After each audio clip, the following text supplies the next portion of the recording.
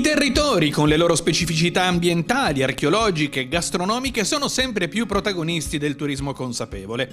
Il turismo lento, proposto dal Cammino Minerario di Santa Barbara, è parte integrante del progetto di 2 studentesse dell'Istituto Riuniti Salotto ai Fiori di Rivoli, vicino a Torino, che hanno analizzato la realtà enogastronomica di Sant'Adi, inserita nel lungo percorso del Cammino Minerario. Ci vogliamo dedicare a valorizzare i prodotti della gastronomia locale, i prodotti dell'artigianato, e il lavoro che hanno fatto questo istituto di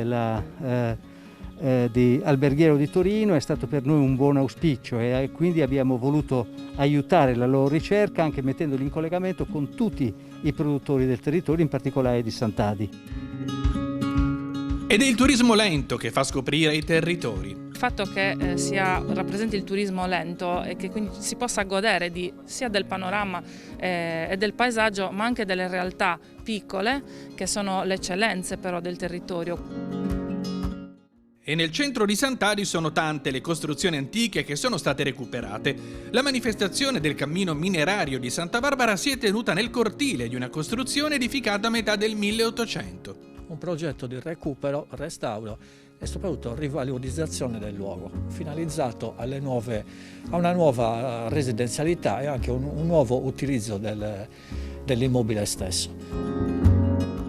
L'enogastronomia locale, proposta dagli operatori di Sant'Adi, ha il duplice compito di regalare emozioni con il gusto insieme all'antica tradizione della cucina locale. Nel nostro caso come osteria è proprio quello di parlare col cibo, è una cosa molto importante. Ovviamente noi dobbiamo parlare anche nel far parlare il territorio, quello che produce il territorio, e cercare di trasformarlo in quello che è la poesia del cibo. Non possono mancare i formaggi. Si fanno prodotti solo pecora o solo capra, non si producono formaggi misti, sono la maggior parte formaggi stagionati e poi anche formaggi di media stagionatura e fresco, sia di pecora che di capra.